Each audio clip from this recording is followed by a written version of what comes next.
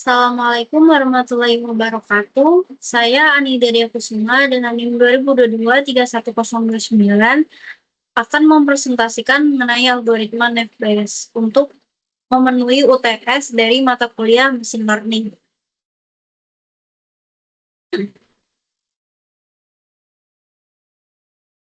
Jadi yang pertama adalah Naive Bayes.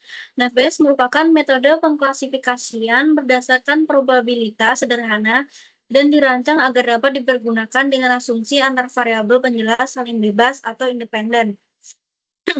Algoritma ini pembelajaran lebih ditekankan pada pengestimasian probabilitas. Kemudian kegunaan dari Naive Bayes adalah untuk mengklasifikasikan dokumen teks seperti teks berita ataupun teks akademis. Kemudian sebagai metode machine learning yang menggunakan probabilitas dan untuk membuat diagnosis medis secara otomatis. Selanjutnya adalah kelebihan, yaitu dapat digunakan untuk data kuantitatif maupun kualitatif, tidak memerlukan jumlah data yang banyak, tidak perlu melakukan data training yang banyak. Jika ada nilai yang hilang, maka bisa diabaikan dalam perhitungan. Perhitungannya cepat dan efisien, mudah untuk dipahami dan dibuat. Pengklasifikasian dokumen bisa dipersonalisasi, disesuaikan dengan kebutuhan setiap orang. Selanjutnya adalah kekurangan dari Naive Bayes, yaitu apabila probabilitas kondisionalnya bernilai 0, maka probabilitas prediksinya juga akan bernilai 0. Asumsi bahwa masing-masing variabel independen membuat berkurangnya akurasi karena biasanya ada kolerasi antara variabel yang satu dengan variabel yang lain. Keakuratannya tidak bisa diukur menggunakan satu probabilitas saja, jadi butuh bukti-bukti lain untuk membuktikannya. Untuk membuat keputusan diperlukan pengetahuan awal atau pengetahuan mengenai masa sebelumnya. Keberhasilannya sangat bergantung pada pengetahuan awal tersebut, sehingga banyak celah yang bisa mengurangi efektivitasnya. Terakhir adalah dirancang untuk mendeteksi kata-kata saja, jadi tidak bisa berupa gambar atau data yang berisikan gambar-gambar. Selanjutnya adalah langkah-langkah, yaitu mengumpulkan data, menghitung probabilitas setiap atribut, menghitung nilai likelihood, menghitung probabilitas akhir, lalu mengukur akurasi.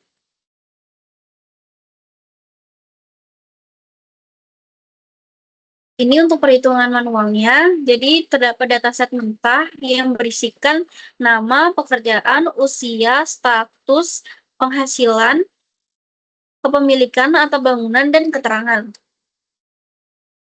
Dikarenakan kolom nama itu tidak digunakan dan tidak akan mempengaruhi peluang juga, maka saya akan menghapus kolom tersebut. Sehingga didapatkan atributnya tersisa pekerjaan, usia, status, penghasilan, kendaraan, kepemilikan rumah atau bangunan, dan labelnya keterangan. Langkah pertama yang dilakukan adalah mencari nilai unik untuk setiap atributnya. Pada pekerjaan, nilai uniknya adalah wira swasta dan tidak bekerja. Pada usia adalah 20-29 tahun dan 30-40 tahun. Pada status, belum kawin dan kawin. Pada penghasilan, 2 juta sampai 3 juta, kurang dari 1 juta, di atas 5 juta, dan 4 juta sampai 5 juta. Kemudian di kendaraan ada motor, mobil, dan angkutan umum. Untuk kepemilikan rumah, ada orang tua, menyewa, dan pribadi. Untuk atap bangunan ada asbes dan genteng, dan untuk label keterangan ada tidak layak dan layak. Jadi di dataset ini yang merupakan atribut adalah pekerjaan, usia, status, penghasilan, kendaraan, kepemilikan rumah atau bangunan. Sedangkan labelnya adalah keterangan. Kemudian yang dilakukan adalah menghitung jumlah kelas atau label untuk menghitung probabilitasnya. Ada 2 kelas, yaitu layak dan tidak layak, di mana yang layak adalah 14 record dan tidak layak 21 record. Untuk probabilitas dari yang layak adalah 14/35 atau 0,4. Sedangkan yang tidak layak adalah 21/35 atau 0,6. Selanjutnya adalah menghitung probabilitas dari setiap atributnya. Yang pertama ada atribut pekerjaan. Jadi di sini saya menggunakan pivot untuk mempermudah perhitungan, di mana yang tidak bekerja dan mendapatkan label layak adalah sebanyak 6 record, sedangkan tidak bekerja dan tidak layak adalah 8 record. Kemudian pada wira swasta yang layak adalah 6 dan tidak layak adalah 13 record. Kemudian menghitung probabilitasnya, yaitu dengan membagi jumlah record dengan jumlah total record keseluruhan. Jadi di sini misalnya pada tidak bekerja ada 6 record dan totalnya adalah 14 record, jadi 6 dibagi 14 atau 0,43. Kemudian yang probabilitas tidak layak, di sini ada 8 record dan total keseluruhannya adalah 21 record, jadi 8 dibagi 21 atau 0,38. Begitu juga dengan yang swasta, probabilitas layaknya adalah 8 dibagi 14, 0,57, dan probabilitas tidak layaknya adalah 13 dibagi 21, atau 0,62. Selanjutnya, pada atribut usia, di sini terdapat 20-29 tahun, yang layak adalah 8, yang tidak layak adalah 19. Sedangkan untuk 30-40 tahun yang layak adalah 6 dan tidak layak adalah 2. Kemudian menghitung probabilitasnya untuk yang 20-29 tahun yang layak, yaitu 8 dibagi 14 atau 0,57 dan tidak layaknya adalah 19 dibagi 21 atau 0,9. Selanjutnya pada probabilitas 30-40 tahun yang layak adalah 6 dibagi 14 atau 0,43 dan yang tidak layak 2 dibagi 21 atau 0,1. Selanjutnya adalah atribut status. Di sini ada yang belum kawin dan layak adalah 5, sedangkan belum kawin tidak layak adalah 20. Untuk yang kawin layak adalah 9 dan kawin tidak layak adalah 1. Menghitung probabilitas belum kawin dan layak adalah 5/14 atau 0,36, sedangkan yang tidak layak dan belum kawin adalah 0,95 atau 20 dibagi 21. Kemudian probabilitas untuk layak kawin adalah 9/14 dan probabilitas tidak layak untuk kawin adalah 1/21 atau 0,05. Selanjutnya adalah atribut penghasilan. Untuk di bawah 1 juta, yang layak adalah 8, yang tidak layak adalah 8. Untuk 2 juta sampai 3 juta, yang layak adalah 6 dan tidak layak adalah 5. Untuk yang 4 sampai 5 juta, yang layak adalah 0 dan tidak layak adalah 4. Untuk yang di atas 5 juta, yang layak adalah 0 dan tidak layak adalah 4. Menghitung probabilitasnya untuk yang layak dan di bawah 1 juta adalah 8/14 atau 0,57, sedangkan yang tidak layak adalah 8/21 atau 0,381. Kemudian untuk yang probabilitas layak dari 2 juta sampai 3 juta adalah 6 dibagi 14 atau 0,43 dan tidak layaknya adalah 5/21 atau 0,2381.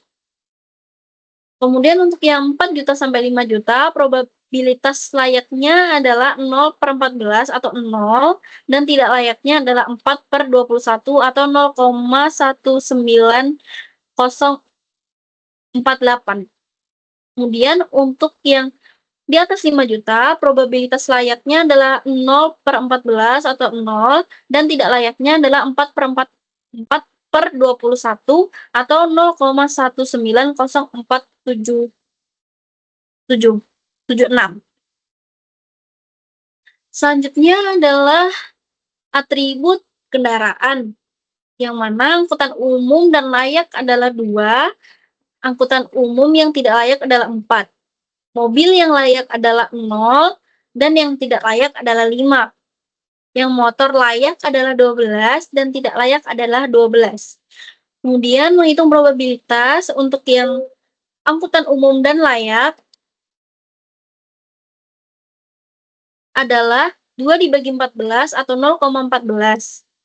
Untuk yang tidak layak, 4 dibagi 21 atau 0,1905. Untuk yang probabilitas layak mobil 0/14 atau 0, dan yang tidak layak adalah 5/21 atau 0,2381. Kemudian untuk probabilitas layak motor yang layak 12/14 atau 0,86, dan yang tidak layak 12/21 atau 0,5714. Kemudian atribut kepemilikan rumah. Untuk yang menyewa dan layak adalah 7, menyewa tidak layak adalah 9. Untuk orang tua yang layak adalah 7, dan orang tua yang tidak layak adalah 8. Sedangkan untuk yang pribadi layak adalah 0, dan pribadi tidak layak adalah 4. Untuk menghitung probabilitasnya, untuk yang menyewa dan layak adalah 7/14 atau 0,5, dan yang tidak layak adalah 9/21 atau 0,4285. Untuk yang layak dan orang tua adalah 7/14 atau 0,5, dan yang tidak layak adalah 8/21 atau 0,381. Kemudian untuk yang layak dan pribadi adalah 0,14 atau 0, dan tidak layak adalah 4/21 atau 0,1905. Setelah semuanya selesai, maka kita akan menggabungkan semua nilai probabilitasnya menjadi satu tabel yang sama. Di sini ada atribut, parameter, layak, dan tidak layak. Kemudian ini adalah contoh pertanyaannya, di mana ada sebuah data dengan pekerjaan wira swasta, usia 20-29 tahun, statusnya adalah kawin, penghasilannya 2 juta sampai 3 juta, kendaraannya adalah motor, kepemilikan rumahnya adalah menyewa, dan atap bangunannya adalah asbes. Jadi di sini dihitung di mana yang wira swasta memiliki nilai probabilitas yang layak 0,57143, dan yang tidak layak adalah 0,62. Sedangkan untuk usia 20 sampai 29 tahun, yang layak adalah 0,57142,8, sedangkan yang tidak layak adalah 0,9. Untuk yang kawin, probabilitas layaknya adalah 0,642857, sedangkan yang tidak layak adalah 0,0476. Untuk penghasilan 2 sampai 3 juta, untuk probabilitas layaknya adalah 0,428571, dan yang tidak layaknya adalah 0,2381. Kemudian untuk yang kendaraan motor, probabilitas layaknya adalah 0,8571, sedangkan yang tidak layaknya adalah 0,8571 juga. Untuk kepemilikan rumah yang menyewa, probabilitas layaknya adalah 0,5, dan yang tidak layaknya adalah 0,4285.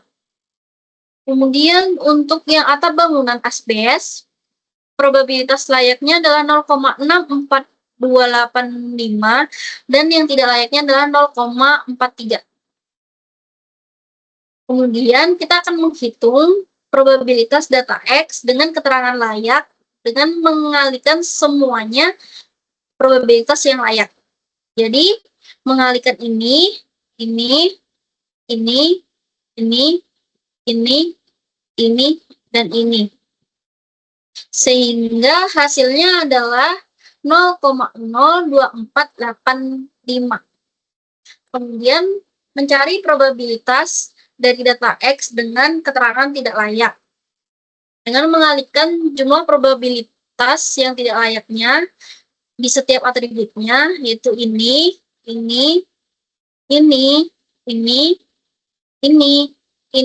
ini. Ditemukanlah hasilnya, yaitu 0,00099934. Kemudian setelah itu kita akan mengalihkan dengan probabilitas dari kelas tersebut.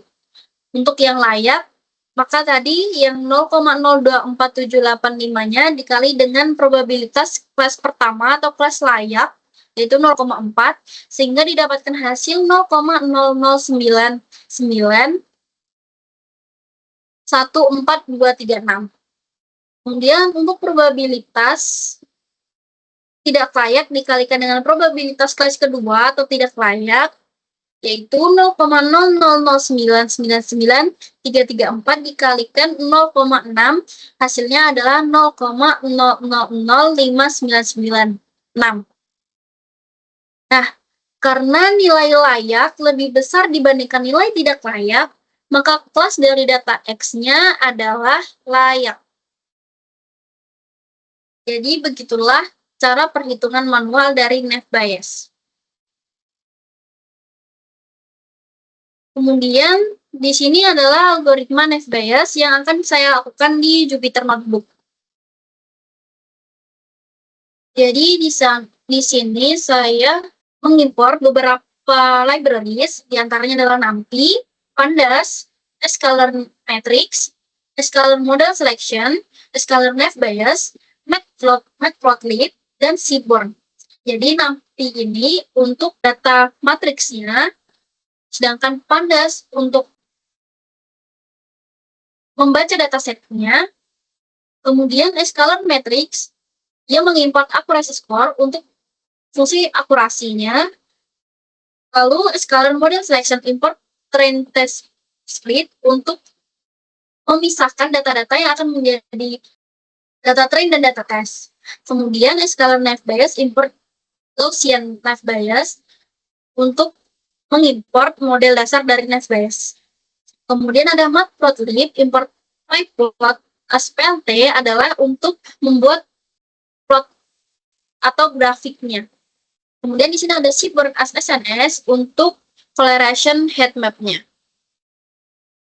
Yang saya lakukan kemudian adalah mengimport datanya dengan nama dataset.csv dengan separator titik koma yang disimpan ke variabel data. Kemudian di sini saya ingin mengetahui informasi dari data yang saya import tersebut dengan data.info. Kemudian di sini ada data isna.sum, yaitu mengetahui berapa jumlah data yang kosong. Dan di sini data yang kosong adalah 0, jadi tidak ada data yang kosong. Kemudian karena kolom nomor tidak saya gunakan untuk ini, maka saya akan menghapus kolom nomor dengan fungsi drop. Setelah itu saya mengganti nama dari kolom kepemilikan rumah menjadi KR dan atap bangunan menjadi AB. Setelah itu saya melakukan mapping pada setiap kolomnya, di mana yang tidak bekerja nantinya akan diubah menjadi 0, sedangkan yang wira swasta menjadi 1. Untuk yang kolom usia, di usia 20 sampai 29 tahun adalah 1 dan 30 sampai 40 tahun adalah 2. Selanjutnya untuk kolom status yang belum kawin adalah 0 dan yang kawin adalah 1. Selanjutnya adalah penghasilan yang di bawah 1 juta adalah 1, 2 sampai 3 juta adalah 2, 4 sampai 5 juta adalah 3, dan di atas 5 juta adalah 4. Selanjutnya pada kolom kendaraan, motor adalah 1, mobil adalah 2, angkutan umum adalah 3. Selanjutnya untuk kepemilikan, orang tua adalah 1, menyewa adalah 2, pribadi adalah 3. Selanjutnya yang atap, asbes adalah 1, genteng adalah 2, dan yang terakhir untuk kelayakan, yang tidak layak adalah 0, dan yang layak adalah 1. Hal ini berfungsi karena data yang saya miliki berupa objek semua. Jadi saya harus mengubahnya ke dalam numerik, yaitu integer ataupun float. Terus di sini ada fungsi untuk perubahannya berdasarkan yang sudah saya tetapkan tadi dengan map. Kemudian untuk melihat apakah data sudah terubah atau belum, saya menggunakan data.head yang akan memunculkan 5 data pertama. Kemudian di sini saya menampakkan correlation metric dari data tersebut dengan library Seaborn. Berikut adalah hasil kolerasinya, di mana jika warnanya biru adalah kurang berkolerasi atau tidak ada hubungannya atau kurang berhubungan, sedangkan yang warna merah adalah data yang sangat memiliki kolerasi yang tinggi.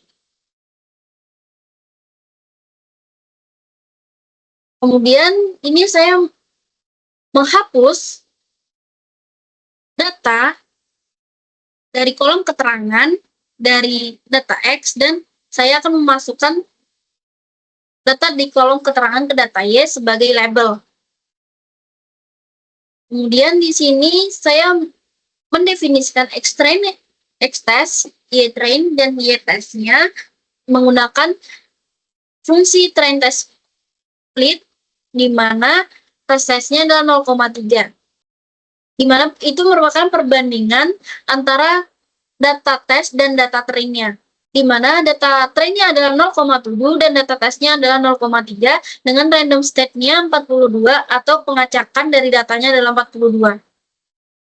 Kemudian di sini saya memanggil fungsi Gaussian live bias dan memasukkan X-train dan Y-train berdasarkan split tadi ke dalam model tersebut. Kemudian di sini saya memanggil prediksi, salah satu prediksi dengan memasukkannya ke dalam model tersebut, sehingga ya prediksinya adalah 0,1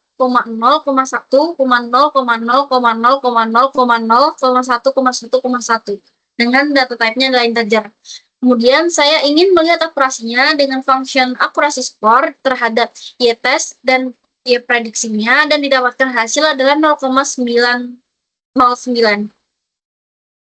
Kemudian di sini saya membuat data baru sesuai dengan pertanyaan yang ada di soal tadi yang di PPT, yaitu 1,1,1,2,1,2,1 yang artinya kerjaannya adalah wira swasta, usia 20-29 tahun, statusnya adalah kawin, penghasilan 2 juta sampai 3 juta, kendaraannya adalah motor, kepemilikan rumahnya adalah menyewa, dan atap bangunannya adalah asbes. Setelah itu saya masukkan data baru tersebut ke dalam modelnya tadi untuk diprediksi. Dia termasuk ke dalam kelas yang mana. Setelah diprediksi, hasil outputnya adalah dia termasuk kelas 1 atau kelas layak, sesuai dengan perhitungan dari perhitungan manual yang saya lakukan di Excel tadi. Oke, selanjutnya adalah terakhir kesimpulan. Jadi berdasarkan pertanyaan yang ada, jika dihitung dengan perhitungan manual maupun dengan codingan live bias, didapatkan hasil yang sama, yaitu data tersebut termasuk ke dalam kelas layak. Oke, cukup sekian presentasi yang dapat saya sampaikan. Kurang lebihnya saya mohon maaf. Terima kasih telah mendengarkan. Wassalamualaikum warahmatullahi wabarakatuh.